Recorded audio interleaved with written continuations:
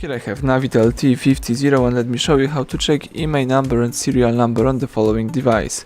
At the very beginning, let's start by using your home screen.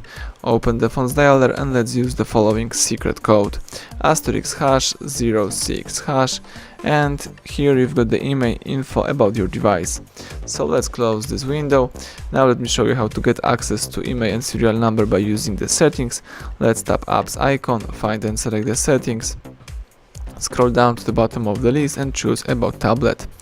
Here you need to select status, and here you've got access to serial number. You can also see the IMEI information when you can read the IMEI number of your device.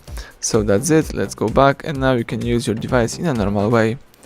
Thank you for watching, please subscribe our channel and leave thumbs up under the video.